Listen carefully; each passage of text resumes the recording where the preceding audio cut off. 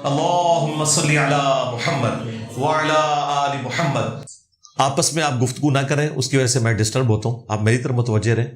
جس نے کوئی بات کرنی ہے بعد میں کر لیجئے گا، ابھی متوجہ ہو کے بات کو سنیں جو ہو رہی ہے.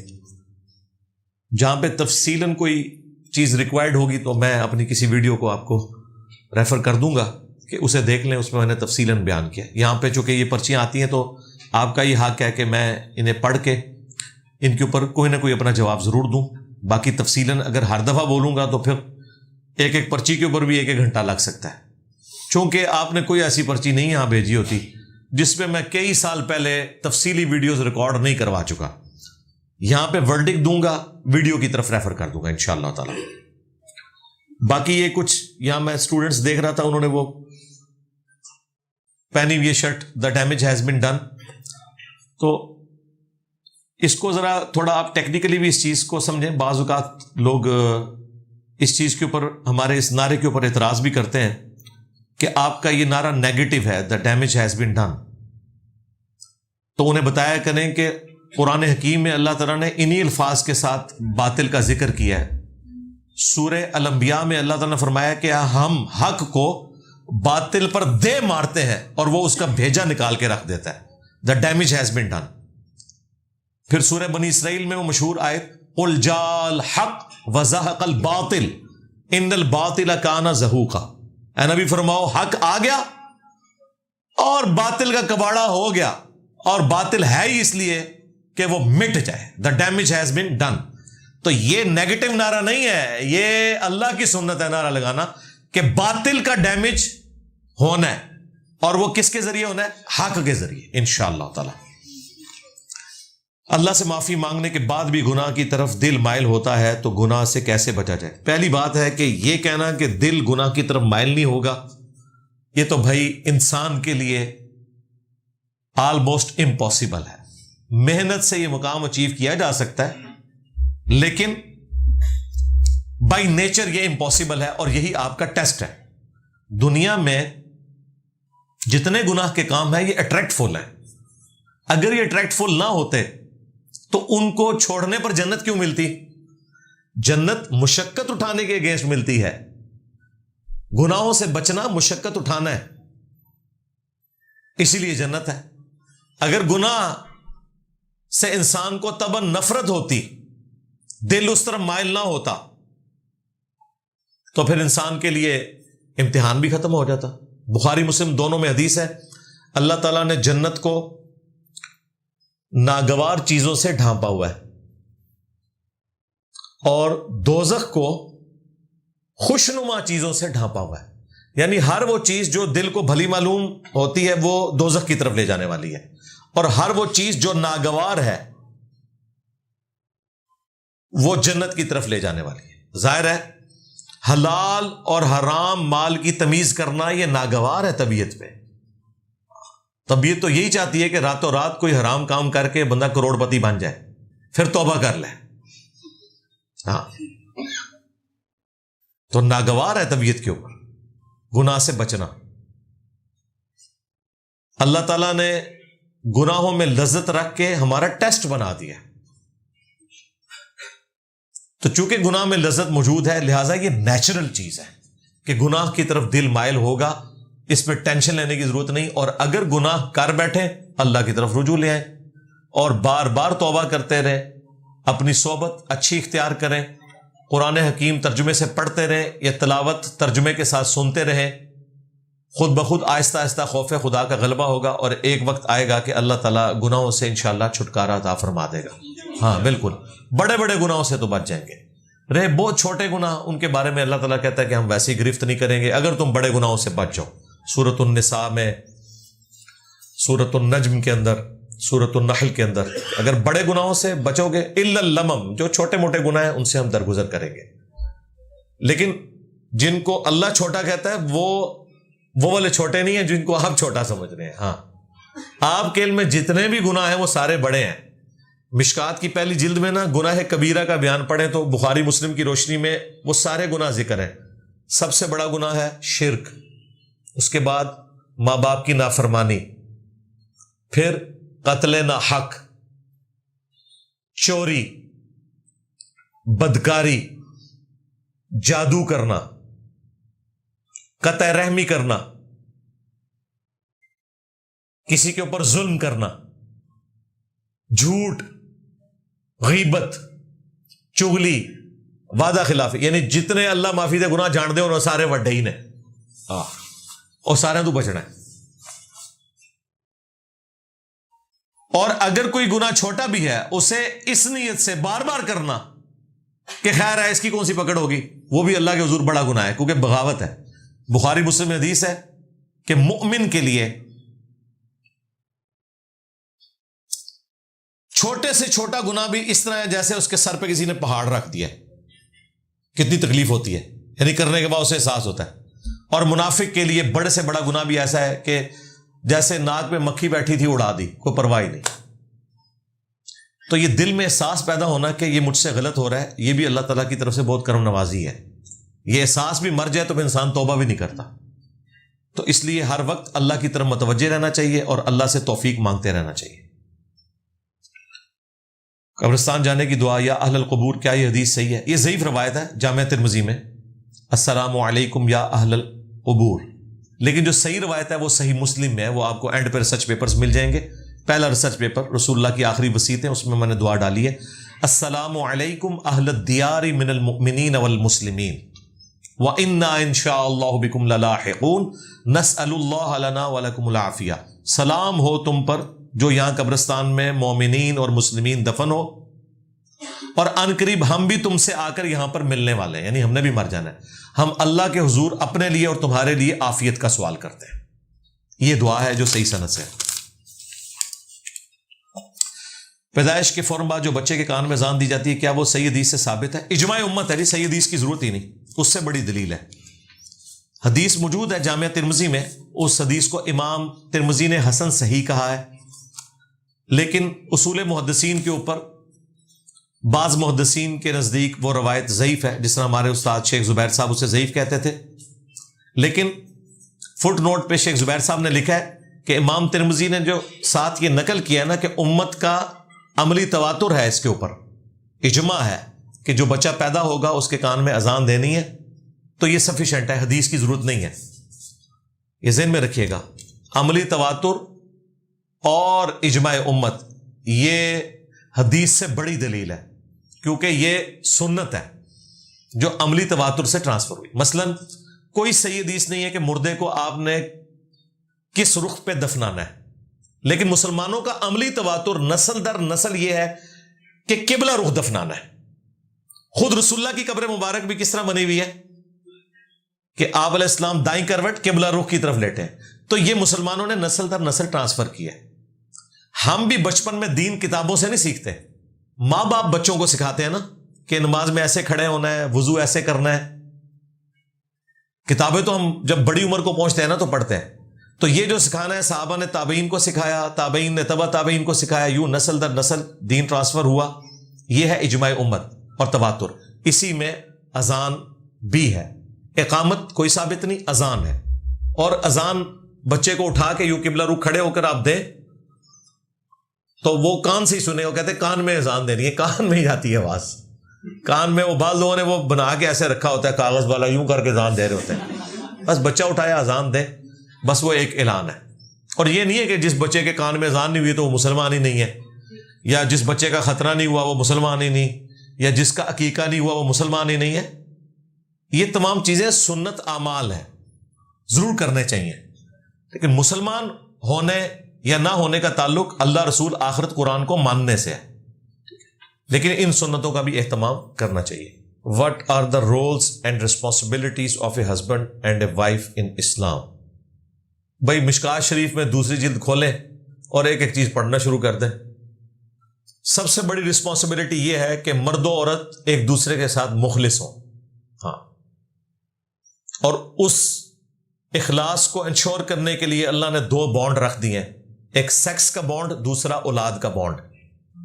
فری سیکس نہیں ہونا چاہیے، میاں بیوی کے درمیان تعلق ٹھیک رہے گا، اور اولاد کا بانڈ کہ میاں بیوی ایک دوسرے کے ساتھ ٹالریٹ کریں گے اولاد کی وجہ سے کہ ہم نے ایک خاندان کو اب آگے لے کے چلنا ہے، تو ایک دوسرے کی سخت چیزوں پہ بھی کمپرومائز کرنا پڑے گا۔ اگر نبی علیہ السلام کو ان کی بیویوں سے تکلیف پہنچی ہے نا تو میں اور آپ تو شاہی کوئی نہیں اور ہماری بیویاں بھی شاہی کوئی نہیں. اس سے بڑی کیا بات ہو سکتی تھی؟ اور وہ مومنات تھیں.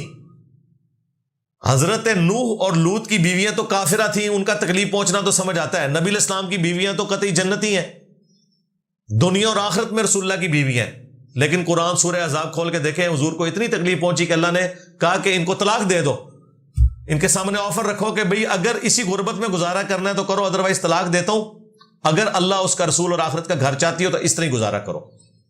پھر حضور نے ایک ایک بیوی کو کہا کہ ہاں بھی کیا پروگرام ہے, سب نے اللہ کے نبی کو چوز کیا. تو اس لیول تک جو بات پہنچی یہ حدیثوں میں نہیں, یہ قرآن میں ہے.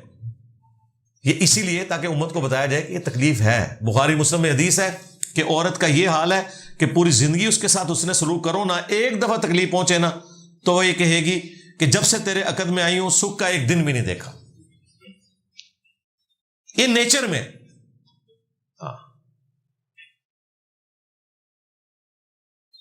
تو اس نیچر کی وجہ سے ٹالریٹ کرنا ہے. بخاری مسلم میں حدیث ہے, عورت ٹیڑھی پسلی سے پیدا ہوئی ہے, اسے سیدھا کرنے کی کوشش نہ کرو, اسے نفع اٹھاؤ.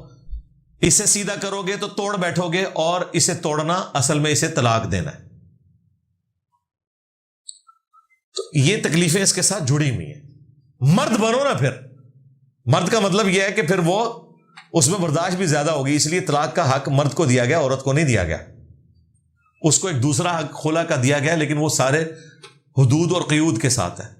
لیکن جو ایک ایبسولوٹ رائٹ ہے وہ تو مرد کو اللہ نے دیا. کیوں؟ مرد میں برداشت زیادہ ہوتی ہے. عورت پہ ہونا تو شادی کے پہلے ہفتے ساروں کی طلاقیں ہوئی ہوئی ہوں, ہاں فوراً ٹیمپرامنٹ لوز کر جاتی ہے عورت, اور کچھ دیر بعد اسے احساس بھی ہو جاتا ہے. عورتیں جو ہے نا اس اعتبار سے مردوں پہ حاوی ہیں کہ وہ ان کا غصہ اگر جلدی ہے نا تو ٹھنڈا بھی جلدی ہوتا ہے. یہ ان کا ٹیمپرامنٹ لوز ہونا یہ ایک سیفٹی والو اللہ نے ان کے ساتھ رکھا ہوا ہے. تو اس لیے ان کے ساتھ ٹالریٹ کر کے چلیں. باقی آپ وہ کافی ساری میری ویڈیوز ہیں, وومنز رائٹس ان اسلام لکھیں تو میری ویڈیو بھی کھل جائے گی, وہ آپ دیکھ لیں. سروگیسی کی کیا حیثیت ہے, اس پہ بھی آپ میری ویڈیو دیکھ لیں.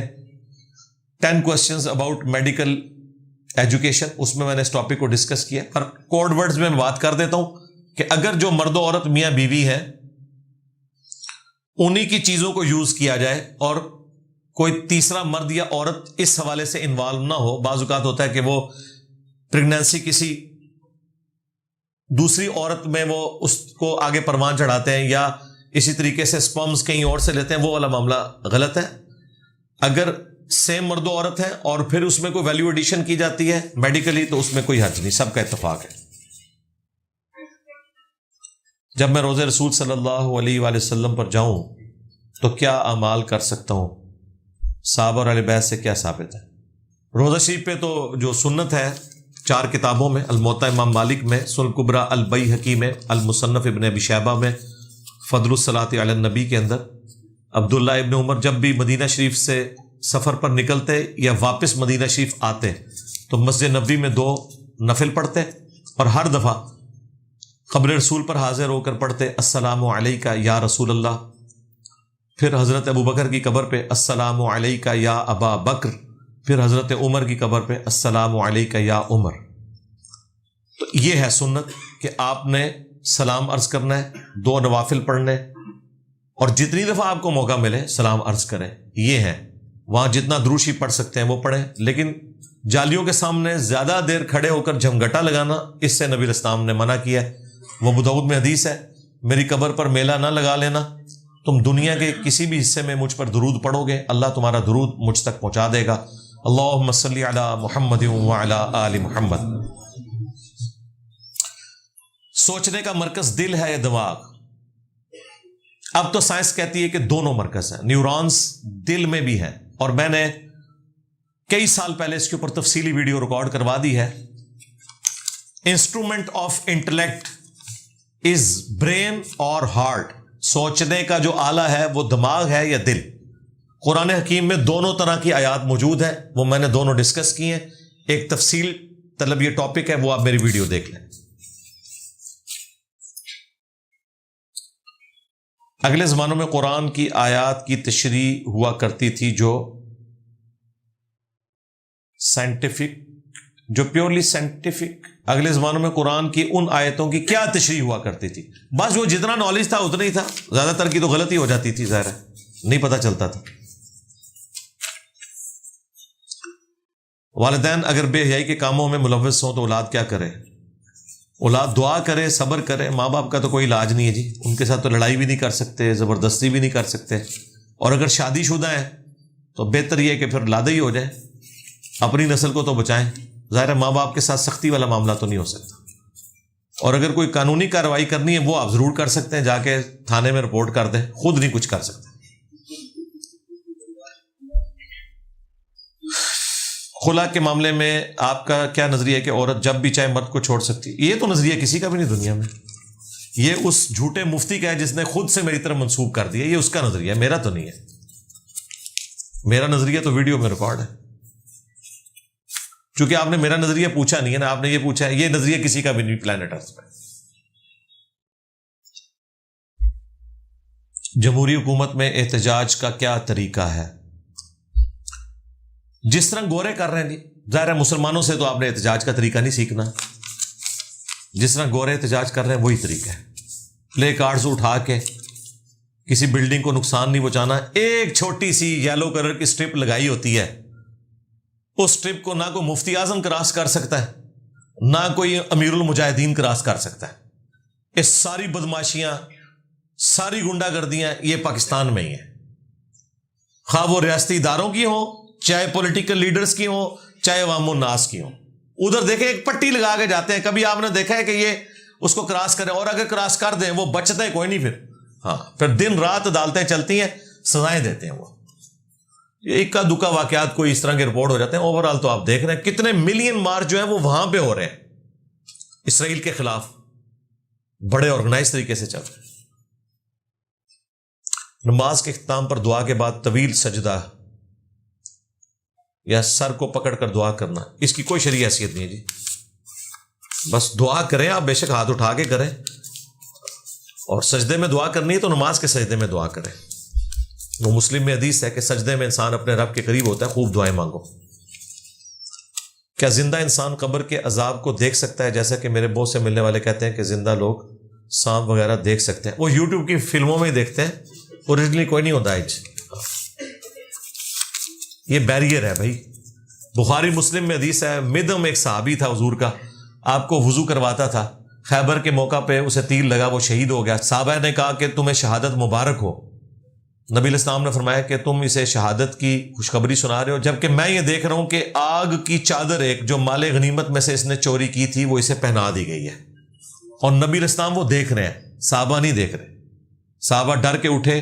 اگر کسی نے کوئی ایک رسی کا ٹکڑا بھی حقیر سمجھ کے اٹھا لیا تھا، وہ بھی لا کے واپس جمع کرایا. یہی صحابہ کرام میں اور باقی لوگوں میں فرق ہے.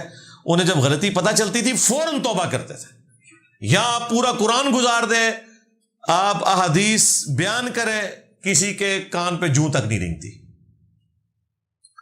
ان میں فوراً یہ صلاحیت تھی، سمعنا و اطعنا، سنا اور اطاعت اختیار کی.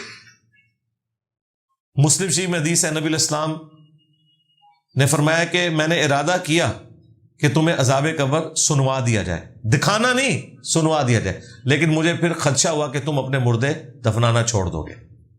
تو یہ پاسبل نہیں ہے کہ کسی کو اس طریقے سے. صحابہ کرام تو نہیں دیکھ سکے. ہاں اگر آپ کا اپنے بزرگوں کے بارے میں عقیدہ ہے تو آپ بے شک رکھیں. بزرگ تو ویسے ہی میں وڈ مارے جے، مننا ان کی اون نہیں جائے کسی نے مننا. لوگوں نے تو انہوں فوراً ہے ساری حدیثاں سنانیاں نے، اور لوگوں نے کہنا ہے کہ پہلے یہ مانو کہ تمہارے بزرگوں کا مرتبہ ان صحابہ سے زیادہ تھا.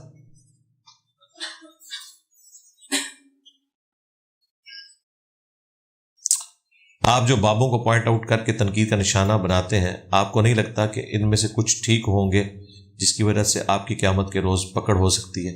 بھئی کون سا ان میں سے ٹھیک ہے جسے میں نے ٹارگٹ کیا ہے، تو جس کے بارے میں آپ کو یقین ہے کہ یہ ہو سکتا ہے تو ہمیں بتا دیں.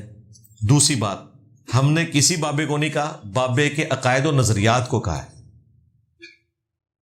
ہاں اس میں ایک چیز ہو سکتی تھی کہ جس طرح ہم حضرت عیسیٰ کا دفاع کرتے ہیں، اگرچہ کرسچنز انہیں خدا کا بیٹا کہتے ہیں، لیکن ہم کہتے ہیں کرسچنز تم جھوٹے ہو، حضرت عیسیٰ ایسے نہیں تھے.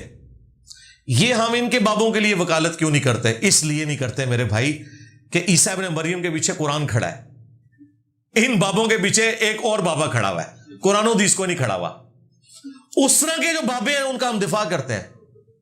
آپ حضرت ابو بکر، عمر، عثمان و علی کی طرف غلط چیز منسوب کریں گے، ہم کہیں گے یہ جھوٹ ہے، وہ ایسے نہیں تھے.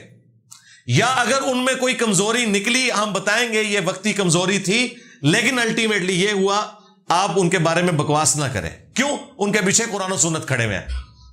تمہارے بابوں کے پیچھے تو ایک اور بابا کھڑا ہے.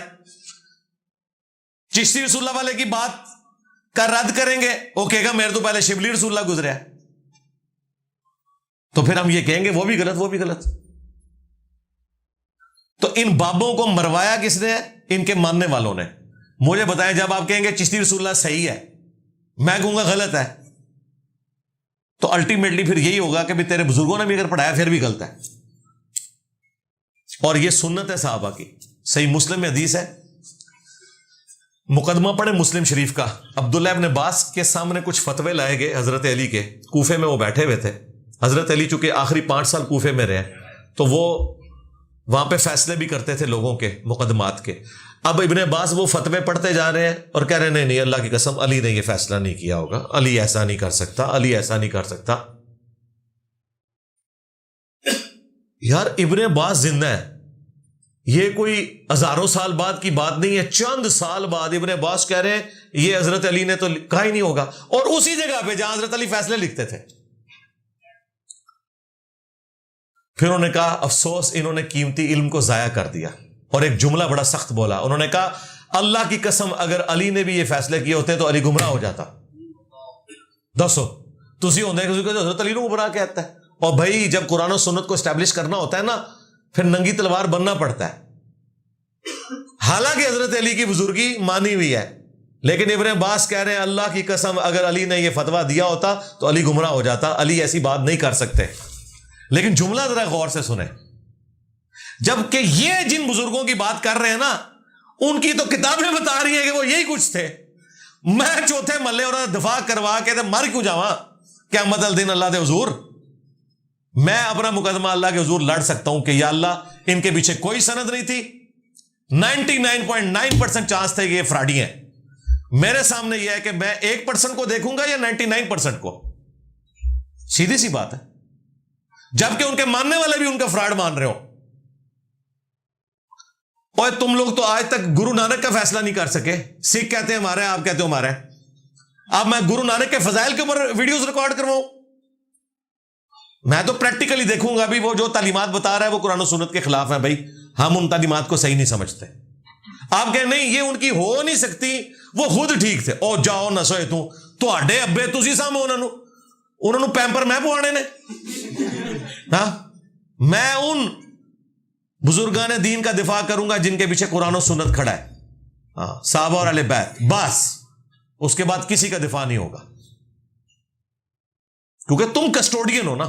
تم کہو کہ وہ کلمے بھی پڑھائیں تو ٹھیک، معرفت کی بات. تم کو ان کے منہ سے اللہ بولتا تھا. اور ظالموں کل کو وہ دن بھی آنا ہے کہ جب دجال نے کہنا نا کہ میں خدا ہوں تو تم نے کہنا ہے سیدنا دجال کے منہ سے اللہ بول رہا ہے. انہوں نے کیا نہیں مفتی نیب قریشی نے کہ بازید بستامی کے منہ سے اللہ بول رہا تھا جب وہ کہتا ہے کہ میرا جھنڈا محمد کے جھنڈے سے بڑا ہوگا. کیا نا؟ ہاں اگر سیدنا بازید بستامی کے منہ سے اللہ بول رہا ہے تو انہاں دے سیدنا دجال دے منہ تو بھی اللہ ہی بول رہا ہوئے گا. انہاں دے یہی کہنا ہے. تو کہیں تو فیصلہ کرنا پڑے گا نا. تو یہ بزرگ صحیح نکلے یا خراب؟ ویسے یہ آپ کہیں مجھے 100% یقین ہے ان بزرگوں کا کوئی لینا دینا نہیں ہے دین کی تعلیمات کے ساتھ. کوئی اکا دکا دانا بچو صحیح ہو سکتا ہے، ہاں باقی زیادہ تر یہی کچھ دے. بالکل یہی کچھ ہے. دیکھیں وہ کس طرح اس نے دفاع کیا ہے ڈاکٹر طلب قادری صاحب نے. ٹھیک ہے، کیسے ہوشیار ہیں، ان کے کفر بھی نہیں بولتے ویڈیو میں. کہتے ہیں وہ جو باتیں ان کی طرف مشہور ہیں. بولنا وہ جو بکواسیات ہیں ایک ایک بتانا، یہ بکواس یہ بکواس یہ بکواس. یہ پتہ کیوں نہیں بولتے؟ انہیں خطرہ ہے کہ اگر ہم نے وہ بکواس گنوائے نا تو کل کو ہمارے فرقے کے لوگ کہیں گے کہ اے قادری صاحب اے گلاں تے ٹھیک سن لیکن جڑی اے گل ہے تے معرفت دی سی اینوں تسی کیوں کہہ کہ بکواس ہے. یہ وجہ ہے وہ بولتے نہیں ہے کیونکہ پرانے سارے دفاع کر کے گئے ہوئے ہیں. تو اب کیسا انہوں نے وہ گرے ایریا تلاش کر لیا ہے کہ جو ان کی طرف غلط باتیں منسوب ہیں. بول کیڑیاں نے وہ جو تھی میں نے ایک ایک ثابت کی ہے کہ جن کتابوں کو تو مانتا ہے نا اس میں بھی وہ لکھی ہوئی ہیں. ایک ان کا وہ چھوٹا سا اسٹوڈنٹ ہے وہ سامنے آیا کہتا ہے انجینئر صاحب نے کہہ دیا شیم آن یو. وہ تو بڑا ہلکا جملہ بولے میں مجھے تو اس سے بڑا کوئی قنوت نازلہ پڑھنی چاہیے تھی کہ تو کہہ رہا ہے میں 1971 میں اس رزلٹ پہ پہنچ گیا تھا کہ یہ کتاب بکواس ہے. ٹھیک ہے 52 سال تک کونیا گونگا شیطان تو بنا رہا, لاکھوں لوگوں کا عقیدہ توحید خراب ہوتا رہا اور تو کہہ رہا ہے کہ میں خود سنتا ہوں کہ ممبروں سے لوگ یہ بیان کرتے ہیں. 52 سال تجھے شرم نہیں آئی ہے کہ تو اگر 52 سال تو نے یہ راگ لاپا ہوتا نا جو اپنے بزرگوں کے تو دفاع کرتا ہے نا, تو نے اگر اللہ کا 52 سال دفاع کیا ہوتا آج توحید ہوتی یہاں پہ. تو بازیوں والی رابعہ بصریہ کا دفاع کرتا رہا جمناسٹک کی پلیئر, ورلڈ ریکارڈ ہولڈر, آج تک ورلڈ ریکارڈ کسی نے بنایا کہ 7 سال تک اینج کرتا رہا ہوئے. یہ ریکارڈ جو ہے دیکھو مسلمان کہتے ہیں مسلمانوں نے کچھ نہیں, مسلمانوں کو بڑے بڑے ریکارڈ تھے.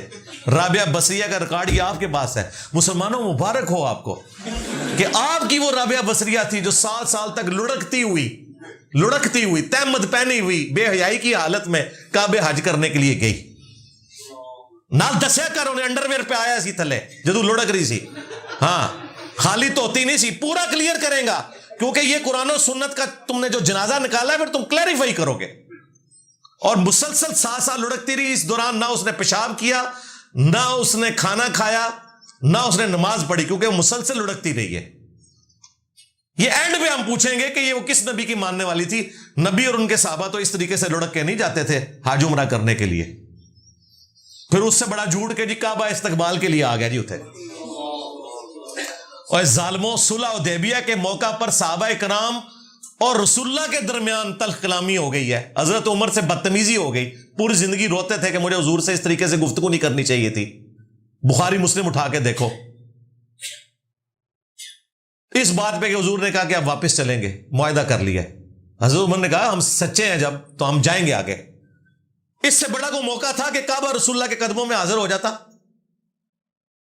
ان کا تو یہ عقیدہ نا کہ بزرگوں کی زیارت کے لیے آتا ہے, یہ ہوتا ہے وہ ہوتا ہے. رابعہ بصریہ کے لیے آ گیا ہے. حضرت ابوبکر عمر عثمان و علی اور سب سے بڑھ کر رسول اللہ کے لیے تو نہیں آیا حدیبیہ کے موقع پہ کعبہ. تو ہمارا دماغ خراب ہے کہ ان لوگوں کا دفاع کریں. میں یہ کہتا ہوں کہ بڑا آسان طریقہ جسے یہ یقین ہے نا کہ یہ لوگ ٹھیک تھے, وہ یہ دعا کیا کرے کہ قیامت والے دن جو ان کے ساتھ ہونی ہے وہی آپ کے ساتھ ہو. میں کہتا ہوں جی قیامت والے دن میرے ساتھ وہ کچھ نہ ہو جو ان کے ساتھ ہونا ہے, میرے ساتھ وہ کچھ ہو جو صحابہ اور اہل بیت کے ساتھ ہونا ہے. بس یہ میری دعا ہے. اب اگر اتنے اعتماد ہونا تو جڑیں بڑھو. جڑا تھا یزید جنتی ہے انہوں کو یا اللہ منو اتھے ہی رکھ جیتے یزید نو رکھ رہے. ہاں پتر جڑا بڑھ صحیح طریقے سے سامنے آ. اس میں ہی ہوا نکل جائے گی ان کی. اور میں آپ کو بتاؤں یہ لوگ نجی محفلوں میں ایک ایک چیز مانتے ہیں, مناظروں میں آگے دفاع کرنا شروع کر دیتے ہیں. میں نوکری کرتا ہوں جس میں 17 دن ڈیوٹی اور 6 دن گھر میں ہوتا ہوں, اور 6 دن بھی سفر کی نماز ہی پڑھتا ہوں. گھر میں تو میرے بھائی چاہے آپ 6 منٹ کے لیے بھی آئیں, گھر میں ہمیشہ نماز پوری ہے. سفر میں آپ کی نماز قصر ہو. اور سفر کے دوران جہاں آپ رہ رہے ہیں ہاسٹل میں, اگر وہاں بیوی بچے آپ کے ساتھ ہیں, کرائے کا مکان ہے, تو وہاں پہ بھی پوری ہوگی. اور اگر صرف بیچلر ہے اور 19 دن سے کم کے لیے تو پھر آپ قصر نماز پڑھیں گے, اور وہ بھی آپشنل ہے, پوری بھی پڑھ سکتے ہیں. مسافر کی نماز میری تفصیلی ویڈیو دیکھ لیں. نماز باقاعدگی سے شروع کرتے ہیں لیکن مسلسل جاری نہیں رہتی. کوئی اچھا سا حل بتا دیں. جی اچھا حل یہ ہے کہ آج سے آپ نے پریکٹس کرنی ہے, روزانہ 1 منٹ نا موم بتی جلا کے اس پہ ہاتھ رکھنا ہے, اور تیاری شروع کرو اللہ کا نام لے کے ان جنم دی. انشاءاللہ پریکٹس کرو. 1 منٹ, پھر 2 منٹ کر دینا, پھر 3 منٹ, اور اگر نہ کر سکو تو چپ کر کے نماز ہی پڑھو. بیرون ملک میں مسجد گھر سے کتنی دور ہو تو ہم گھر میں نماز پڑھ سکتے ہیں, باجماعت کروا سکتے ہیں. اس طرح کوئی بلیک اینڈ وائٹ میں تو میں نہیں بتا سکتا. جس طرح آپ اپنے باقی معاملات کو لے کے چل رہے ہیں نمازوں کو بھی اس طریقے سے لے کے چلیں. اگر آپ سودا صرف لینے کے لیے واک کرنے کے لیے نکلتے ہیں تو نماز کے لیے بھی نکلیں. اگر آپ کے لیے آسانی ہے, اگر بہت زیادہ دور ہے, اب میں کوئی وہ کلومیٹرز تو گن کے نہیں بتا سکتا, نہ شریعت نے کوئی ایسی چیز بتائی ہوئی ہے, سرکمسٹانسز ڈفرنٹ ہے. آج کل تو 5 منٹ کی ڈرائیو بھی جو ہے وہ 1 کلومیٹر بنتی ہے. پرانے زمانے میں اگر آپ سے مسجد 1 کلومیٹر دور ہوتی تو میں آپ کو کوئی اور فتویٰ دیتا. آج کے زمانے میں 5 کلومیٹر بھی دور ہو تو وہ فتویٰ نہیں بنے گا, کیونکہ آپ نے سواری کے اوپر جانا ہے. یہ آپ نے خود اپنے لیے فیصلہ کرنا ہے. عشر کا نصاب کیا ہے؟ 750 کلو آلموسٹ اناج ہو تو اس میں سے آپ نے 10واں حصہ دینا ہے, وہ بھی اگر بارانی زمین ہے. اگر ٹیوب ویل والی ہے تو 5واں حصہ بنے گا, اور ٹیوب ویل والی ہو تو 5% بنے گا, یعنی اس سے آدھا, 5واں حصہ نہیں, اس سے آدھا بنے گا. اور اس میں جو لوگ پوچھتے ہیں کہ ہم نے وہ جو خرچہ کیا وہ مائنس کرنا ہے, خرچہ کیوں مائنس کرنا ہے؟ اسی کی وجہ سے تو وہ آدھا ہوا ہے. پہلے 100 میں 10 تھا, اب 100 میں 5 رہ گیا اگر آپ کا خرچہ ہو رہا ہے تو. مسجد میں کشتی کرنے کی سنت یا کوئی حدیث موجود ہو؟ یار مسجد جہاں پہ نماز پڑھی جاتی ہے وہاں پہ تو یہ حرکت آپ نہ کریں, لیکن اگر اس کے ساتھ ایڈجسٹنٹ کوئی گراؤنڈ وغیرہ ہے تو وہاں پہ اس قسم کے جو, جس طرح بخاری مسلم میں آتا ہے کہ مسجد نبوی میں وہ نیزوں کی پریکٹس اور یہ چیزیں ہوتی تھی.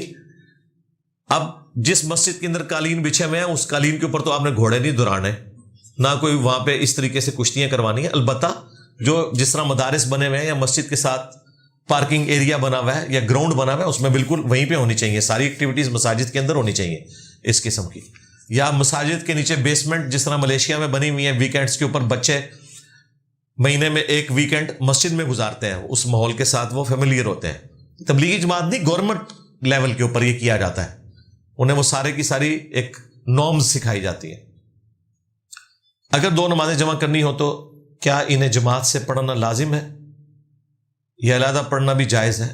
اگر کوئی ساتھ جماعت والا نہیں تو علیحدہ پڑھ لیں, ادروائز جماعت اگر کوئی کروانے والا ہے تو جماعت کروا لیں. ظاہر ہے مجبوراً کر رہے ہیں نا آپ, مجبوری میں تو یہ سارا مسئلہ پھر اسی طریقے سے چلے گا. اس کا میں نے طریقہ بتایا کہ اگر زور کے وقت میں آپ نے جمع کرنی ہے تو جس مسجد میں زور ہوتی ہے نا 1 بجے, وہاں زور پڑھ لیں. جہاں پہ 1:30 بجے زور ہے وہاں جا کے زور والے کے پیچھے اثر پڑھ لیں. دونوں جماعتوں کا ثواب بھی مل جائے گا اور آدھے پونے گھنٹے میں دونوں نمازیں جمع بھی ہو جائیں گی. اگر نمازیں زور اور اثر اکٹھی کی جائیں اور مسجد میں اثر کی جماعت ہو تو کیا کریں؟ دونوں طریقے درست ہیں. ترتیب کو اگر آپ نے خیال رکھنا ہے تو اثر والے کے پیچھے زور کی نیت کر لیں, اور اگر آپ اثر کے پیچھے اثر کی نیت کرتے ہیں تو اس کے بعد بھی زور پڑھ سکتے ہیں. لیکن بہتر طریقہ یہ ہے کہ اثر والے امام کے پیچھے زور کی نیت کریں, جماعت کا آپ کو ثواب مل جائے گا, اس کے بعد آپ اثر کی نماز پڑھ لیں. تبلیغی جماعت کے ساتھ وقت لگانا کتنا ضروری ہے؟ جائز ہے, جا سکتے ہیں. ضروری والا معاملات تو وہی ہیں جو آپ کے دین کے ہیں. باقی ہے کہ ہمیں ان کی تعلیمات سے اختلاف ہے. کام تو بہت اچھا کر رہے ہیں. اپنے بچوں کو دینی تعلیم اور دنیاوی تعلیم دینے کا طریقہ کیا ہے؟ دنیاوی تعلیم یونیورسٹی سے, کالج سے دلوائیں, دینی تعلیم خود دیں. یہ ہے جی ایک لائن میں جواب. اور اگر آپ کہیں گے کیسے, جس طرح آپ نے ہماری ویڈیو سے حاصل کر لی ہے, آپ کے پاس تو اب زیادہ چانس ہے, آپ زیادہ اچھے طریقے سے بتا سکتے ہیں. کچھ لوگ بیرون ملک کام کی وجہ سے اپنی بیوی سے دور رہتے ہیں, کیا یہ اسلام کی روح سے غلط نہیں؟ بالکل غلط ہے جی, ہم تو اسے کنڈیم کرتے ہیں. 4 مہینے سے زیادہ دور نہیں رہنا چاہیے. البتہ اگر کوئی بیوی اپنا حق خود چھوڑتی ہے وہ ایک الگ بات, اس سے طلاق نہیں ہوگی, لیکن یہ چیز ناپسندیدہ ہے.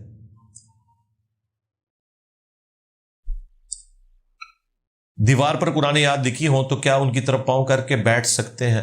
وہ تو اوپر لکھی ہوئی ہے نا, ویسے تو لکھنے کی ضرورت ہی نہیں ہے. بورڈز ہی ہونے چاہیے زیادہ سے زیادہ, جس طرح ہم نے یہ بورڈ لگائے ہوئے. دیوار پہ تو فقہ حنفی کی روح سے تو دیوار پہ آیت لکھنا بھی حرام ہے, بار شریعت میں لکھا ہوا ہے. یہ حنفیوں کو تو پہلے ان کا تو پٹھا گول کریں, انہیں کہ بار شریعت میں لکھا ہے کہ دیوار پہ آپ قرآن کی آیت نہیں لکھ سکتے, آپ بورڈ پہ لکھ کے لٹکا سکتے ہیں. اور یہی کام ہم نے یہاں کیا ہوا ہے. آپ دیکھ رہے ہیں سارے بورڈز ہیں. یہ باپا جانی کی کسی مسجد میں جو ان کے مدرسۃ المدینہ ہے آپ کو آیت لکھی ہوئی نظر نہیں آئے گی. انہوں نے باقاعدہ منع کیا ہوا ہے کہ بورڈ لٹکانا چاہیے. خیر یہ شرعی فتویٰ ہے ان کا. باقی اس طرح پاؤں ہو گئے اس میں کوئی ایسا مسئلہ نہیں ہے, ورنہ تو نچلی بلڈنگ کے اندر قرآن الماریوں میں رکھے ہوئے ہیں, اوپر والے بلڈنگ میں لوگ نماز پڑھ رہے ہیں, تو وہ بے حرمتی تو نہیں, وہ ڈائریکٹ کوئی قرآن کے ساتھ اس طرح کا کام کرے وہ گناہ بلکہ کفر ہے. لے پالک بیٹوں کو ان کے اصل باپوں کے نام کے علاوہ کسی اور باپ سے پکار سکتے ہیں اور ان کا وراثت میں حصہ ہے کہ نہیں؟ نہیں ہے جی, نہ پکار سکتے ہیں. جنت حرام ہے ایسے شخص کے اوپر جو اپنے باپ کا نام بدل لے. بخاری مسلم میں حدیث ہے. Simple, zero tolerance. وراثت میں حصہ نہیں ہوگا, البتہ اس کے وہ جو منہ بولے ماں باپ ہیں وہ اس کو گفٹ کے طور پہ کچھ دے سکتے ہیں 1/3 مال تک. میں سیکنڈ ایئر کا اسٹوڈنٹ ہوں, دنیاوی تعلیم کے ساتھ دینی تعلیم کیسے مینج کروں؟ جی ہماری ویڈیوز کے ذریعے مینج کریں. فی الحال ٹوٹل توجہ اپنی تعلیم کو دیں. دنیاوی تعلیم نہیں ہے, وہ بھی دینی تعلیم ہی ہے. باقی دین اتنا سیکھیں جتنا ہم سکھا رہے ہیں, وہ بھی ضرورت سے زیادہ ہے انشاءاللہ. ظاہر ہے اس میں تو مناظروں والا بھی ہے, آپ ٹوٹل دین سیکھیں تو وہ کافی ہے. قرآن کی تفسیر, نماز کا طریقہ, یہ ساری چیزیں. قرآن مجید میں ہر چیز کا ذکر ہے, لیکن قرآن میں نماز کے طریقے کا ذکر کیوں نہیں؟ بھائی نماز بھی نہیں, حج بھی نہیں, زکوٰۃ کی بھی اتنی تفصیلات نہیں, روزوں کا کوئی ذکر ہے, کافی سارا ذکر نہیں بھی. اس لیے کہ قرآن میں ہر چیز کا ذکر, یہ تو دعویٰ ہی آپ کا غلط ہے. قرآن میں مسلمانوں کا ہر عقیدہ موجود ہے. باقی نماز کا ذکر عقیدے کی حد تک ہے, وہ پڑھنی کیسے ہے اس کے لیے نبی علیہ السلام کی طرف ریفر کیا گیا, سنت کی طرف. قل ان کنتم تحبون اللہ فاتبعونی یحببکم اللہ من یطع الرسول فقد اطاع اللہ. تو قرآن کا ٹاپک عقیدہ ہے, اعمال کی تفصیلات قرآن کا ٹاپک ہی نہیں ہے. اس کے لیے قرآن نے کہہ دیا کہ آپ نے رسول اللہ صلی اللہ علیہ وآلہ وسلم کو فالو کرنا ہے. علماء کو حق بات تسلیم کرنے میں کیا چیز مانے ہے؟ روٹی, چندہ, مال, یہ ہے مین وجہ. یہ باقی ساری چیزیں بعد میں آتی ہیں. میں نے آپ کو کہا ہے کہ میرے لیے اگر کوئی اس طرح کا مال ارینج کر دیں, IMF سے کوئی ایسا قرضہ لے دیں جو معاف ہو جائے, ایک رات ہی ہزارہ مولوی پھڑکا چھڑا گا علمی طور پہ, ایتھے اکیڈمی چاہے ہون گے. لیکن کیا کریں بیچارے, تیار بیٹھے ہوئے لوگ. یہاں تو کئی آتے بھی ہیں, ان کو واپس بھیجتے ہیں, بھائی جاؤ انہیں مسجد میں پڑھاؤ, ہم کہاں سے آپ کا خرچہ اٹھا سکتے ہیں یار.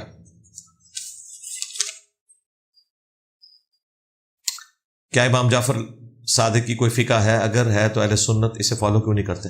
بھائی یہ فقہ کی بحثوں سے باہر نکلیں, آپ قرآن پہ آئیں. باقی جو عقائد و نظریات ہیں وہ قرآن ان کے لیے سفیشینٹ ہے. فقہی معاملات کے اندر فقہ جعفریہ میں بھی جو مسائل ہیں وہ اہل سنت کے ہاں بھی ہیں. 80% سے زیادہ مسائل متفق ہیں. یہ صرف ایک علمی شعبت ہے کہ کوئی بندہ اس طرح جنرل بات پوچھ لیتا ہے. مجھے بتائیں کون سی ایسی بڑی چیز ہے جو مختلف ہے؟ کیا فقہ جعفریہ کے لوگ جو ہیں وہ نجف جاتے ہیں حج کرنے کے لیے؟ کیا وہ لوگ جو ہیں وہ کعبے کے 7 چکر نہیں لگاتے؟ ایک جیسے ہی معاملات چل رہے ہیں. نماز ہاتھ چھوڑ کے پڑھتے ہیں, وہ میں نے آپ کو بتایا یہاں پہ بھی ثابت ہے, ہاتھ چھوڑ کے پڑھنا. رکھتے وہی ہیں, سجدے کا وہی طریقہ ہے. جو چھوٹے موٹے اختلافات ہیں وہاں دونوں طرف چیزیں پائی جاتی ہیں, اس میں کوئی اتنا بڑا ایشو نہیں ہے جس کی وجہ سے زیادہ فتنہ کھڑا کیا جائے. آپ قرآن کو فالو کریں عقائد میں, کیونکہ امام جعفر نے خود فرمایا کہ ہماری بھی کوئی بات قرآن کے خلاف تمہیں ملے اسے چھوڑ دو, ہماری بات ہی نہیں ہوگی. لہذا جب ہمیں فقہ جعفریہ کے لوگوں نے کہا نا کہ یا علی مدد کو, ہم نے کہا کہ ہمارے امام جعفر نے پہلے ہی بتا دیا تھا کہ اس طرح کی کوئی بات نہیں ماننی, کیونکہ قرآن میں لکھا ہے ایاک نعبد و ایاک نستعین. تو نہیں مان رہے آپ, ہم امام جعفر کی بات مان رہے ہیں. کیا لے پالک بچوں کی بھی وراثت ہوگی؟ نہیں ہوگی, ان کو آپ گفٹ کر سکتے ہیں 1/3 مال. اولاد کی وقت پر شادی نہ کرنے پر کیا والدین گناہ گار ہوں گے؟ اس میں بچے کیا کریں؟ بھائی یہ تو لگتا ہے کسی بچے کا ہی سوال ہے. تو بھائی یہ اس سے ڈیل کرنے کے لیے ضروری ہے کہ ابے سے بھی پوچھا جائے, وہ بھی پھر بتائیں گے بھی کیوں نہیں کر رہے شادی. اب یہ تو نہیں ہو سکتا کہ خرچہ جو ہے وہ آپ کے بچوں کا بھی آپ کے ابے نے اٹھانا ہے. تو اس طرح تو پھر ابو وہ شادی بالکل ٹھیک کر رہے ہیں کہ نہیں کرنی, اور اگر کسی اور وجہ سے جان بوجھ کے ڈیلے کر رہے ہیں تو گناہ گار ہی ہوں گے, بالکل گناہ گار ہوں گے. اگر اسلام تلوار کے زور پر زبردستی پھیلانا ٹھیک نہیں تو فتح مکہ کے موقع پر حضور پاک نے وارننگ کیوں دی تھی؟ اس لیے کہ یہ اللہ کا رول ہے کہ انبیاء کا انکار کرنے پر اللہ کا عذاب آتا ہے. کیا جب قومیں فرعون نے موسیٰ علیہ السلام کا انکار کیا ہے تو سمندر میں غرق نہیں ہوئی؟ قوم سمود نے جب وقت کے پیغمبر کا انکار کیا صالح علیہ السلام کا تو کیا ان پر آسمان سے اللہ تعالیٰ کی طرف سے عذاب نازل نہیں ہوا؟ قوم شعیب کے اوپر، قوم ہود کے اوپر. تو نبی علیہ السلام کا بھی تو انکار کیا تھا نا مشرکین عرب نے، تو ان پہ بھی تو عذاب آنا تھا نا. یہ اللہ کی سنت ہے. ہاں اس دفعہ عذاب کی شکل مختلف تھی، اور وہ پھر سورہ توبہ میں آیا آیت نمبر 14 میں کہ ہم مسلمانوں کی تلواروں سے ان پر عذاب مسلط کریں گے، جو کہ آسمان سے پتھروں کی شکل میں آتا تھا. اور اس کا یہ ہے کہ ان کو 4 مہینے کا ٹائم دو، یا تو یہ اسلام قبول کریں ادروائز یہ قتل کر دیے جائیں گے، یا پھر جزیرہ نما عرب چھوڑ جائیں. یہ تو بڑا لائٹر تھا میرے حساب سے. تو یہ جو تیسرے والا ہے نا، یہ نہ ہوتا تو بھی جسٹیفائی تھا، کیونکہ قوم سمود، قوم عاد کو یہ چانس نہیں دیا گیا تھا کہ اسلام قبول کرو یا علاقہ چھوڑ کے چلے جاؤ. انہیں تھا کہ اسلام قبول کرو، نہیں کیا، اور اب عذاب کے آنے کے بعد اسلام قبول کرو گے تب بھی تم پہ عذاب آئے گا. مشرکین عرب کو تو بڑا ہلکا معاملہ کیا گیا کہ اسلام قبول کر لو تو اب بھی بچ سکتے ہو، ورنہ عذاب کے اثار نمایاں ہو جائے. فتح مکہ کا تو مطلب تھا عذاب آ گیا تھا. اس کے باوجود اللہ نے کہا ٹھیک ہے اب بھی معافی مانگ لے. اور یہ نہیں کہا کہ ضرور قتل کیے جاؤ گے، کہا کہ ٹھیک ہے علاقہ چھوڑ دو. یہ آفر مجھے بتائیں لگائی گئی تھی موسیٰ علیہ السلام کی مخالفین کو کہ ٹھیک ہے علاقہ چھوڑ دو، یا قوم سمود کو کہ ٹھیک ہے تم نے صالح علیہ السلام کو نہیں مانا، ٹھیک ہے علاقہ چھوڑ دو. ادھر تو اللہ نے عذاب بھیجا تھا. ہمارے نبی کے کیس میں تو بڑا ہلکا معاملہ ہوا ہے، اور یہ فوراً نہیں ہوا جی. 13 سالہ مکی دور ہے، 8 سالہ مدنی دور ہے، 21 سال کے بعد یہ فیصلہ سنایا جا رہا ہے. تو بہت لائٹر فیصلہ ہے. اس پہ میری ویڈیو ریکارڈ ہے، قتال اور قرآن رسول اللہ کی 2 خصوصیات. جس طرح اگلے انبیاء کے معجزات ڈیفرنٹ تھے، ہمارے نبی کا معجزہ بالکل اس سے ڈیفرنٹ ہوا کتاب کی شکل میں. اگلے انبیاء کے کیس میں عذاب اللہ کی طرف سے آتا تھا، ہمارے نبی کے کیس میں قتال کی شکل میں عذاب آیا. علماء حق یہ بھی بیان کرتے ہیں کہ حضور علیہ السلام نے فرمایا کہ ایک آیت یا حدیث بھی تمہارے پاس ہو تو اسے پھیلاؤ، اور دوسری طرف کم علمی کی وجہ سے اگر کسی مبلغ سے کوئی غلطی ہو جائے تو کہتے ہیں پہلے پورا دین سیکھو. یہ علماء حق تو آپ کے نزدیک ہے، ہمارے نزدیک تو میرے پاس پنجابی میں اس کے ایکویلنٹ ایک ورڈ ہے، یہ وہ ہے. حق نہیں ہے، یہ ایون ہے. حق کو ہونا تو سولوشن اینڈ پہ کھڑے ہو یار. میں نے تو آج تک نہیں سنا کہ کوئی فزکس کا پروفیسر کہ ڈائریکٹ فزکس کی کتاب نہیں پڑھنی تم گمراہ ہو جاؤ گے. وہ آپ کو باقاعدہ بتائیں گے یہ بھی کتاب پڑھو، اس میں یہ بھی ریفرنس بک کے طور پہ دیکھ لینا، تمہیں بات مزید سمجھ آئے گی. ادھر مولویہ کہتا ہے قرآن حدیث ڈائریکٹ نہیں پڑھنا گمراہ ہو جاؤ گے. پھر یہ حق نہیں ہے بلکہ وہ ہے جو پنجابی میں ہے.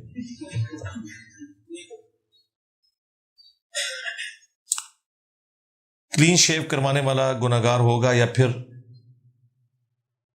کلین شیو کرنے والا نائی بھی گناہگار ہوگا؟ جی بالکل ہوگا، بالکل ہوگا.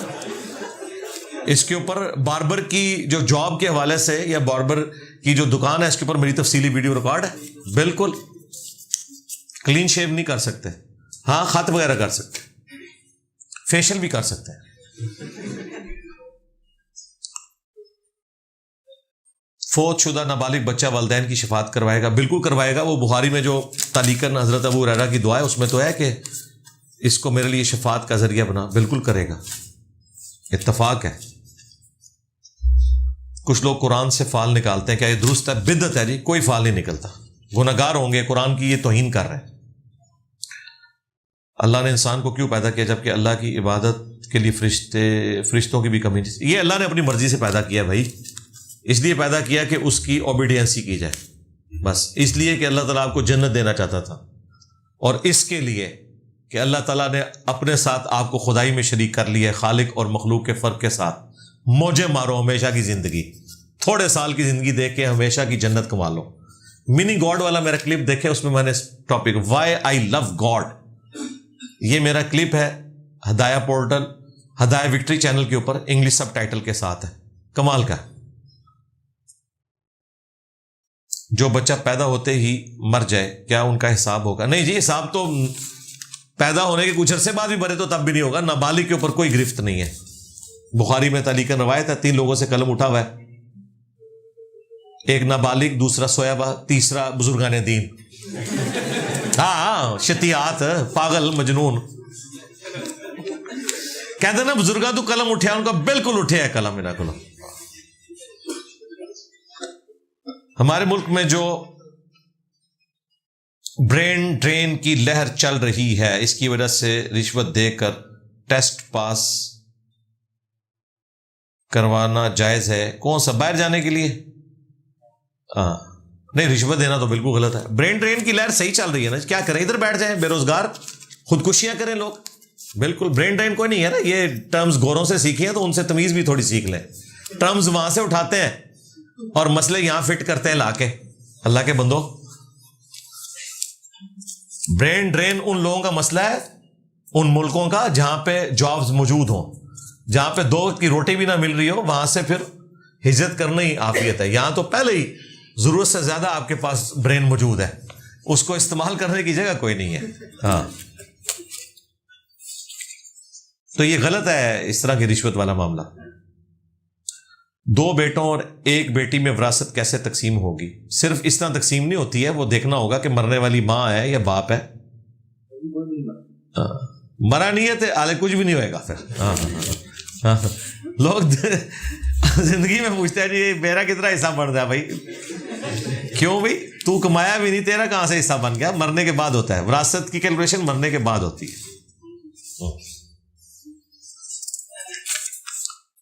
تشہد کی حالت میں درود السلام کی وضاحت کرتے ہیں. جی سنت ہے تشہد کی حالت میں درود السلام پڑھنا. درود ابراہیمی، اللہم صلی علی محمد وعلی آل محمد. بخاری مسلم میں تو صرف تشہد عبدو و رسولو تک ذکر ہے نا. یہی حدیث جب سنن کبری البیہقی میں اس کے ساتھ درود السلام کا بھی ذکر ہے. البتہ بخاری مسلم میں جو درود ہے وہ الگ سے حدیث میں آیا. جب آیت نازل ہوئی ان اللہ و ملائکتہ یصلون علی النبی، تو نبی علیہ السلام نے یہ درود تعلیم فرمایا جسے ہم درود ابراہیمی کہتے ہیں. یہ اس کا نام ویسے ابراہیمی پڑ گیا ہے، ورنہ ابراہیم علیہ السلام سے درود کا تعلق کوئی نہیں ہے. درود محمدی ہے. یہ اس میں ہے کہ اے اللہ محمد صلی اللہ علیہ وآلہ وسلم پر رحمت بھیج جیسا کہ تو نے بھیجی تھی ابراہیم پہ. پاسٹ ٹینس کی بات ہو رہی ہے، ابراہیم پر بھیج نہیں ہے، ان پہ تو آ چکی رحمت. یہ اکثر لوگ پوچھ رہے ہوتے ہیں، یہودی کہتے ہیں نہیں آپ نماز میں ہم پہ درود پڑھتے ہیں. بھائی نہیں پڑھتے آپ پہ درود. بھائی یہودیوں پہ کہاں سے پڑھ رہے ہیں؟ ہم بنو اسماعیل پہ پڑھ رہے ہیں، بنو اسرائیل پہ نہیں پڑھ رہے. ہاں ہم نے یہ کہا کہ بنو اسرائیل پہ جیسی رحمت ہوئی تھی ویسی تو محمد اور آل محمد پہ بھی نازل فرما. باقی قرآن میں تو سارے انبیاء کے اوپر درود آیا ہے. سلام علی نوح فی العالمین، سلام علی ابراہیم، سلام علی موسیٰ و ہارون، سلام علی الیاسین. یہ ساری قرآن کی آیات ہیں سورہ صافات کی. اور اینڈ پہ تو اللہ نے سب کو جمع کیا ہے، سبحان ربک رب العزت عما یصفون وسلام علی المرسلین والحمد للہ رب العالمین. میں نے اس لیے کہا تھا کہ سب سے بیسٹ درود قرآن میں آیا ہے، وہ یہ 3 آیات ہیں. یہ قرآن کا درود ہے تمام انبیاء کے اوپر.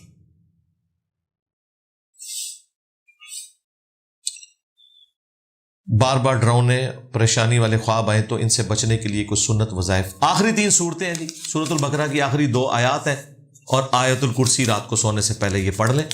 باقی کوئی میڈیکل ایشو ہے تو اس کا بھی علاج کروائیں، بعض اوقات میڈیکل پرابلم بھی ہوتی ہے.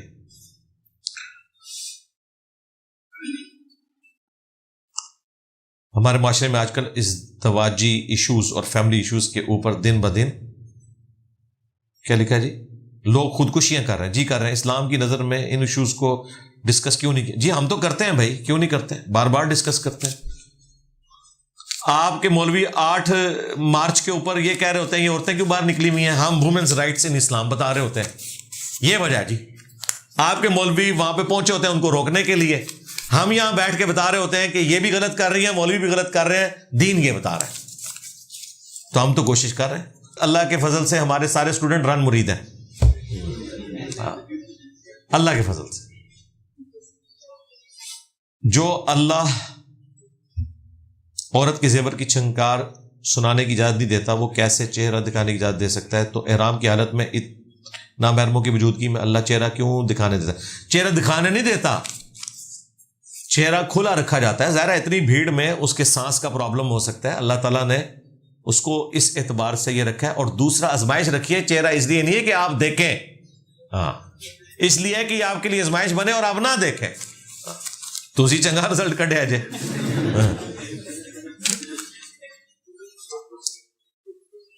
وضو کر کے جرابیں پہن کر 1 دن تک پاؤں کا مسح کر سکتے ہیں؟ جی, مسافر ہو تو 3 دن 3 رات. اور ننگے پاؤں کے مسح کی حدیث بھی ہیں, تو کیا جرابیں اتار کر مسح نہیں کر سکتے ننگے پاؤں پر؟ جرابیں اتارنے سے مسح کی ویلیڈیٹی کیسے ختم ہو جائے گی؟ یہ ایک اختلافی مسئلہ ہے, یہ جو آپ نے لکھا ہے. امام بخاری نے بھی بخاری میں یہ لکھا ہے کہ اگر کوئی جراب اتار دیتا ہے تو اس کی ویلیڈیٹی ختم نہیں ہوگی. لیکن ہم نے یعنی اجتہاداً یہ بات کی تھی کہ چونکہ ویلیڈیٹی اس اعتبار سے وہ کہتے ہیں کہ وہ والا وضو نہیں ٹوٹے گا, اس اعتبار سے وہ مانتے ہیں کہ آپ نیکسٹ یہ کام نہیں وہ کرے گا. ہاں اگر آپ وہ پاؤں کے مسح والا طریقے والے کو اڈاپٹ کرنا چاہتے ہیں وہ الگ بات ہے.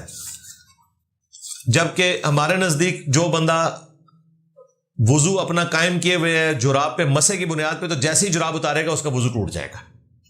یہ اجتہادی مسئلہ ہے. امام بخاری کہتے ہیں کہ نہیں ٹوٹے گا, انہوں نے صحیح بخاری میں لکھا ہے کہ وہ والا وضو نہیں ٹوٹے گا, لیکن اگلی نماز میں آپ وہ مسح نہیں کر سکتا جراب کے اوپر جب تک کہ ایک دفعہ پاؤں دھو کے وہ پہن نہ لے. باقی وضو میں پاؤں دھونا یا مسح کرنا, اس پہ ویڈیو میری الگ سے ریکارڈ ہے. کیا دربار پر بوسہ لینا تعظیمی سجدہ تصور کیا جائے گا؟ بوسہ لینا تعظیمی سجدہ تو نہیں ہے, لیکن حد رکوع جھکنا تو ہے. اعلی حضرت نے اسے حرام لکھا ہے, بس باقی دشائی کوئی نہیں. پھر سجدہ تو ظاہر اس وقت کہیں گے جب ماتھا لگے گا, لیکن حد رکوع جھکنا تو ہے. دنیا اور آخرت میں کامیابی کا راز کیا ہے؟ قرآن و سنت پہ عمل کرنا, بس یہی ہے. ربنا آتینا فی الدنیا حسنہ وفی الآخرۃ حسنۃ وقنا عذاب النار, آمین. ابھی ہر پاکستانی 2,80,000 کا مقروض ہو چکا ہے, جبکہ نبی الاسلام نے مقروض کا جنازہ اس وقت تک نہیں پڑھا جب تک کہ اس کا قرض ادا نہ ہو. یہ آدھی بات تو درست ہے آپ کی. مسلم شریف میں ہے کہ نبی الاسلام نے فرمایا کہ شہید کا بھی ہر گناہ معاف ہے سوائے قرض کے, اور بخاری مسلم کی حدیث جو آپ نے کوٹ کی, یہ بالکل. لیکن یہ جو مقروض ہے نا, یہ ایک سمجھانے کے لیے کہا جاتا ہے ہر پاکستانی مقروض ہے. ہر پاکستانی کوئی نہیں مقروض, مقروض وہی ہیں جنہوں نے قرضہ لیا ہے. ہاں جی میرے عزیز ہم وطنوں, انہی کی وجہ سے زیادہ قرضہ لینا پڑا ہے. تو ہم کوئی نہیں ہے مقروض, ہم نے تو نہیں قرضہ لیا. جو قرآن و سنت میں جس قرضے کی بات ہوئی ہے نا, کہ جو نبی علیہ السلام جنازہ نہیں پڑھاتے تھے, وہ یہ تھا کہ جو ہم آپس میں اس طرح کا لین دین کرتے ہیں. جو حکومتی لیول پہ ہوئے میں بھائی, یہ میرے بھائی وہ خود جواب دہ ہوں گے, ہمارا کوئی لینا دینا نہیں.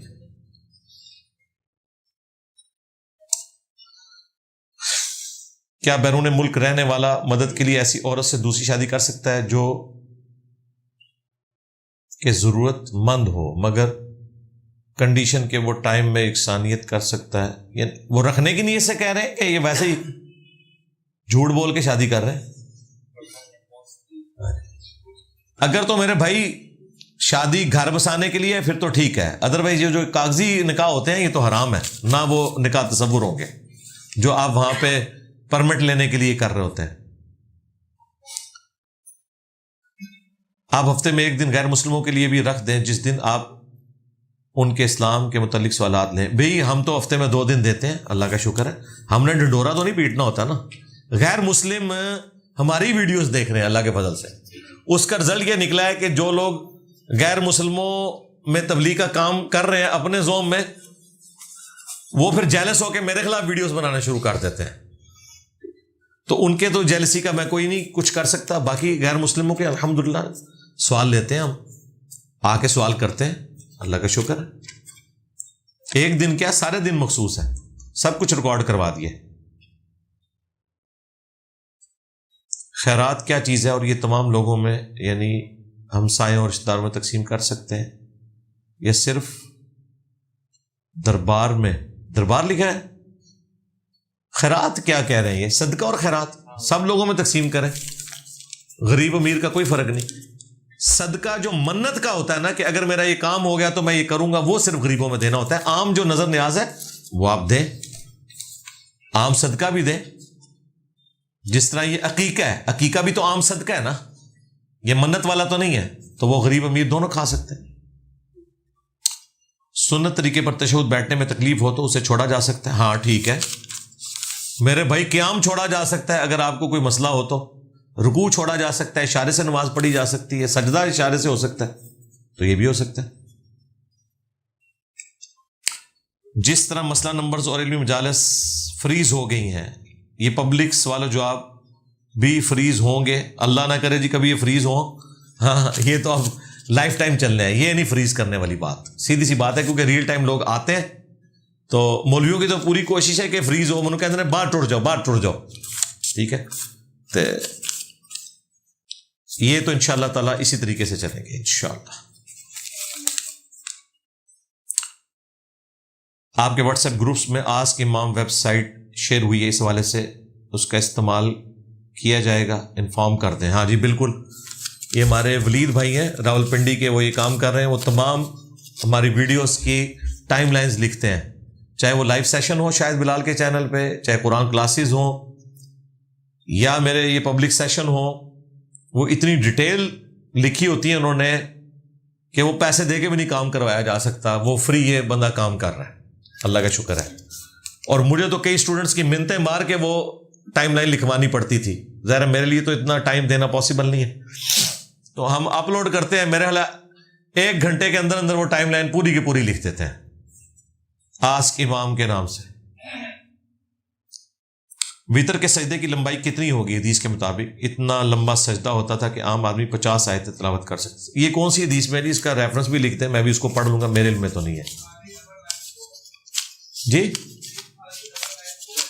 وہاں سے پڑھیں جی, کیا ہے اس میں لکھا ہوا ہے؟ بخاری 99 پہلی جلد میں نکل آئے گا.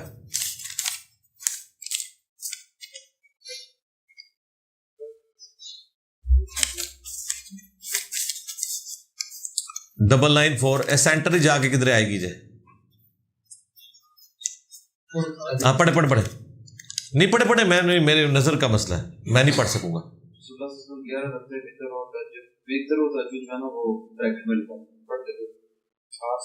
نماز کی مراد کی رات کی نماز, آپ کا سجدہ رکعتوں میں اتنا لمبا ہوتا ہے کہ سر اٹھانے سے پہلے تم میں سے کوئی شخص بھی 50 آیتیں پڑھ سکتا ہے.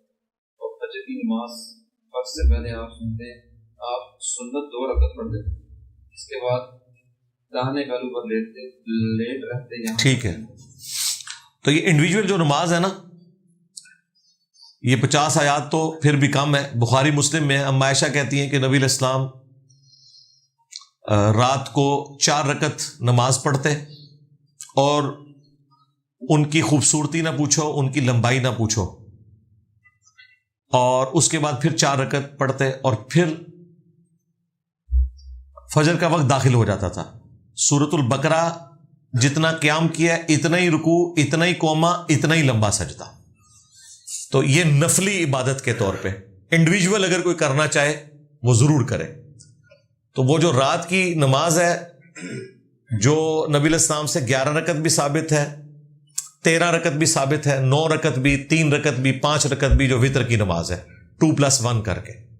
انڈیویجول آپ اپنے طور پر اگر یہ نماز پڑھ رہے ہیں, مجھے کنفیوژن ہوئی کہ جو آپ نے لکھا نا کہ سجدہ 50 آیات کے برابر ہوتا تھا, تو میری فوراً دھیان گیا کہ یہ صرف سجدے کے اوپر زور کیوں ہوا ہے, کہ باقی نماز نارمل تھی, صرف سجدہ لمبا ہوتا تھا. بیسیکلی یہ ساری حدیثوں کو جمع کریں گے تو آپ کو رزلٹ یہ ملے گا کہ وہ پوری کی پوری نماز ہی لمبی ہوتی تھی. اور یہ نماز بھی انڈیویجول کی نماز ہے. یہ جو آپ رمضان میں وطر پڑھتے ہیں نا, ان میں 50 آیات کے برابر سجدہ نہیں ہوئے گا, ورنہ زندگی کا آخری وطر ہوئے گا, اسے امام دا بھی. ہاں یہ انڈیویجول نماز کا ذکر ہے, وہ آپ بے شک کریں, بالکل ہے. زور کی نماز کی پہلی سنت رکھتے ہیں, کیا دوسری مسجد میں ہونے والی فرض نماز میں سنت کی نیت سے شامل ہو کر ادا کی جا سکتی ہیں؟ بالکل کی جا سکتی ہیں, کوئی مسئلہ نہیں, نفلی نماز ہے. بخاری مسلم میں ہے, حضرت معاذ ابن جبل کہتے ہیں میں نبی علیہ السلام کے پیچھے عشاء کی نماز پڑھتا تھا, پھر اپنے علاقے میں اپنی قوم کی بھی عشاء کی نماز میں امامت کرتا تھا, اور وہ ان کی نفلی نماز ہوتی تھی. کو ایجوکیشن سسٹم میں پڑھنا کیسا ہے؟ فیمیل سٹاف بھی شامل ہے, دنیا کا مشکل ترین کام ہے جی. اب کیا کریں, کاش ہماری حکومتیں یہ سب کچھ کر سکتی کہ یہ کو ایجوکیشن سے ہماری جان چھوٹتی. یہ برائیوں کی جڑ ہے کو ایجوکیشن, لیکن اس کی وجہ سے تعلیم کو تو ختم نہیں کیا جا سکتا. اللہ کرے کہ کوئی ہماری اسٹیٹ اس طرف بھی توجہ دے.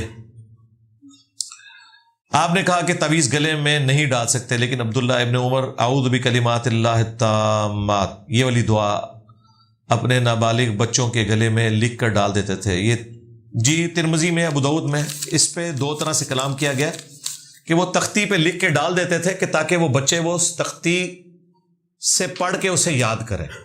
تعویذ کے طور پر نہیں ہے، یعنی اس کی تعویل کی گئی ہے، کیونکہ دوسری طرف اتنی احادیث موجود ہے تعویذات لٹکانے کی ممانعت کے اوپر.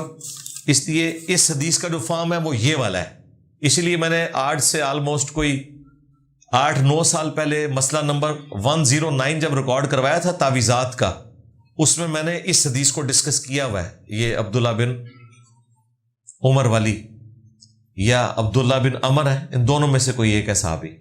تو اس میں نے بتایا تھا کہ وہ تختی پہ، اور یہ بلکہ میں نے شیخ زبیر صاحب سے کوسچنز میں بھی پوچھا تھا تو انہوں نے بھی اس کو یوں بیان کیا تھا کہ وہ تختی پہ لکھ کے دیتے تھے. پرانے زمانے میں تختی جس طرح لکھی جاتی تھی وہ لٹکا دیتے تھے کہ بچے اس کو دیکھ کے یاد کریں. اس سے مراد یہ نہیں تھا، ورنہ نبی الاسلام حسن و حسین کے ساتھ یہی کرتے. بخاری میں، ابو داؤد میں موجود ہے کہ نبی الاسلام حسن و حسین کو دم ڈالا کرتے تھے، تختی تو نہیں لٹکاتے تھے. ٹھیک ہے، تو تختی کی یہ توجیہ بیان کرنا کہ اس لیے کہ وہ نوٹس کے طور پہ ہوگی، جس طرح باپا جانی نے یہاں بیج لگایا ہوتا ہے غیبت کے خلاف جنگ جاری رہے گی، اس طرح کا کوئی بیج پہ کوئی دعا لٹکا دیتا ہے اور وہ بار بار اس کو دیکھ کے یاد کرتا ہے. جس طرح ہم نے اذکار کارڈ پرنٹ کیا، آپ جیب میں ڈالیں، ٹھیک ہے، ماڈرن فارم ہے تو یوں ضرور کریں. لیکن یہ تعویذ کے طور پہ بالکل نہیں ہے، بالکل وہ تو قرآن و سنت کے بالکل منافی ہے. تو نبی الاسلام حسن و حسین کو دم ڈالتے تھے اور کہتے تھے میں اپنے 2 بیٹوں کو وہی دم ڈالتا ہوں جو ابراہیم علیہ السلام اپنے 2 بیٹوں کو، حضرت اسحاق کو اور حضرت اسماعیل کو ڈالا کرتے تھے. اعیذکما بکلمات اللہ التامہ من کل شیطان وہامہ ومن کل عین لامہ. یہ کربلا والے ریسرچ پیپر کے اینڈ پہ جا کے میں نے یہ دعا بھی ڈالی ہوئی ہے. یہ بھی آپ اپنے بچوں کو دم ڈالا کریں، فیملی کے لوگوں کو. تو یہ ہے، یہ اچھا کوسچن تھا، ایک روٹین سے ہٹ کے کوسچن آیا. یہ آخری کوسچن کا مجھے مزہ آیا کیونکہ باقی تو سارے نارمل کوسچن چل رہے ہوتے ہیں، یہ ایک ذرا روٹین سے ایک کرٹیکل کوسچن آیا. یا وہ بخاری شریف کا جو انہوں نے سجدے کا ذکر کیا، یہ بھی ایک روٹین سے تھا.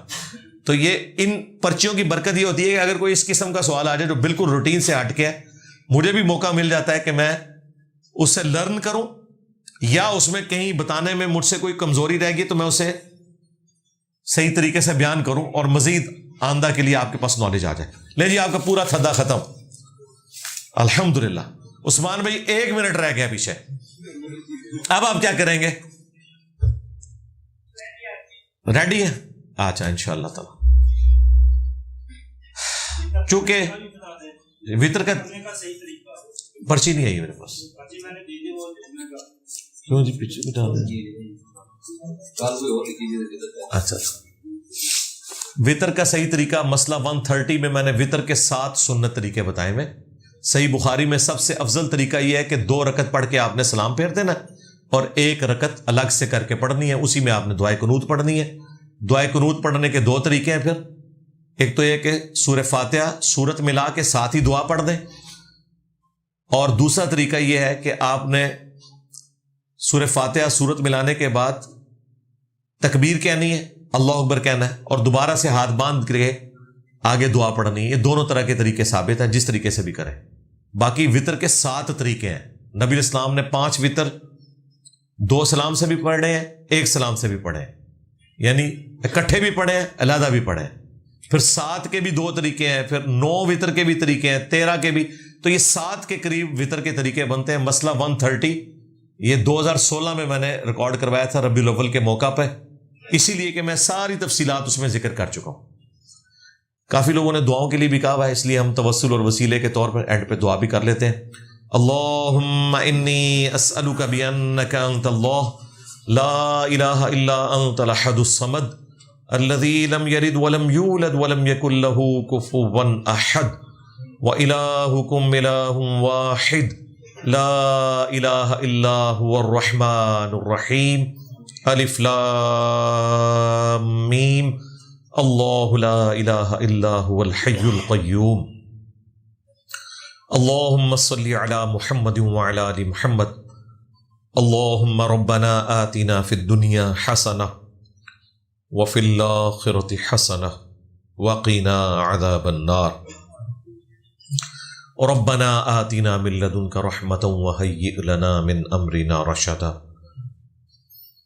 ربنا هب لنا من ازواجنا وذرياتنا قرة اعین واجعلنا للمتقین اماما اللهم اغفر لحينا وميتنا وشاهدنا وغائبنا وصغيرنا وكبيرنا وذكرنا وأنثانا اللهم من أحييته منا فأحيه على الإسلام ومن توفيته منا فتوفه على الإيمان۔ اے اللہ، جن جن بھلائیوں کا سوال تیرے محبوب صلی اللہ علیہ وآلہ وسلم نے تجھ سے کیا، ہمارے حق میں، ہمارے ماں باپ کے حق میں، بیوی بچوں کے حق میں، پوری امت کے حق میں قبول منظور فرما۔ جن جن چیزوں کے شر سے تیرے محبوب علیہ السلام نے تیری پناہ طلب کی، تمام مسلمانوں کو ان چیزوں کے شر سے اپنی پناہ عطا فرما، بالخصوص فلسطین کے مسلمان، انڈیا کے مسلمان، چائنا کے مسلمان، کشمیر کے مسلمان، یمن میں، عراق میں، افغانستان میں، شام میں، پاکستان میں، جہاں کہیں پرسی کی زندگی گزار رہے ہیں، غیب سے ان کی عزت، آبرو، جان و مال کی حفاظت فرما۔